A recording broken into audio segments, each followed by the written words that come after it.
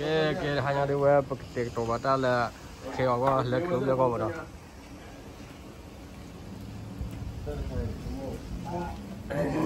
đi phó ra đi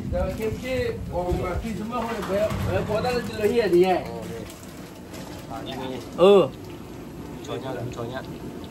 cái phó kia rồi cho nhá kia đi chúng vào đó ba cơm vào đó rồi cái phó cho nhau không ba đi về đi cái đó kia cái kia là sụp rồi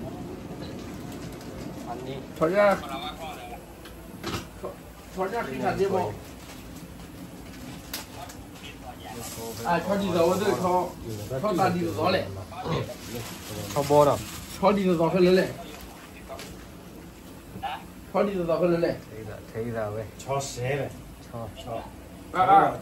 cho ra nó mua tao ra cho nên nó mua tao ra là khi đi ô gì bao quay vậy nhau mang bao gồm mấy cái hả ba mà ít xíu thì quan mà còn nó vào đúng nó mua tao ra nhá số rồi ok thì nó ta lấy vào nào siêu cái thằng nhà đi mà cứu lên trong đây kiểu lấy full of daily lấy đi trước lên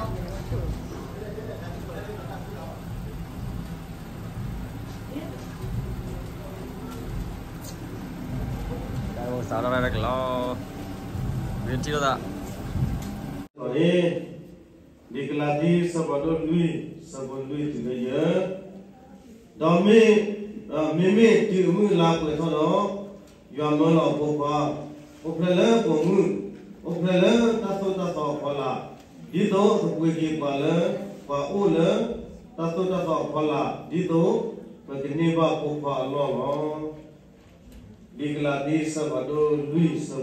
từ bây giờ mê từ mưa là của thằng đó yam nó là bộ phận là của mưa bộ phận ta so qua là đi đó quay kia qua ô lỡ ta so qua là đi đó cái này ba bộ phận lo kita đó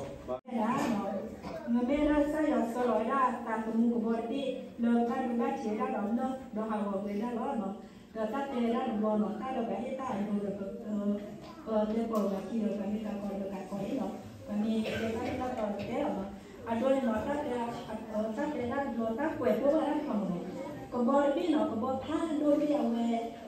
เอาไว้ไว้แล้วก็เลยหมอก็กระตัดพอแล้วก็เลยปุ่มหมอน้องเนี่ยก็บอกก็เกิดได้ข้างในเลยเนาะเลยด้านมาเนี่ยก็บอกก็เกิดได้ข้างในเลยหัวเลยเลยหัวเลยเลยก่อนพี่ร้านเนาะเราไม่ได้เนี่ยเซิร์ฟต้อยเนาะเอาไว้ด้านก็บอกพี่เนาะมาก่อนว่าไว้ด้านแต่การเราก็ช่วยด้านก็บอกพูดพี่ตื่นกันเลยตื่นกันตามที่ใจเนาะฮาวกอ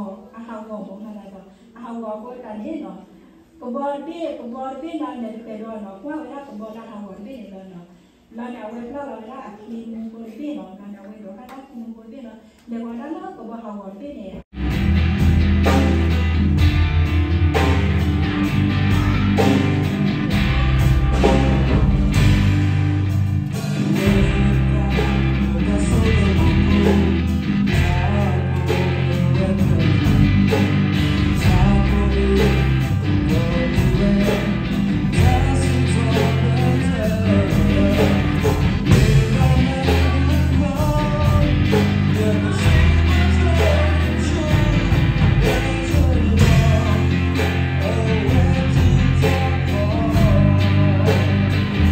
qua điều là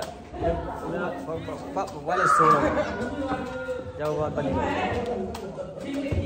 this đâu mà nó chỉ là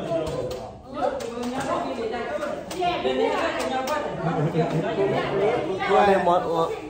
em món đồ số đây nó này món đồ số đi là món đồ số đi okay. See you guys.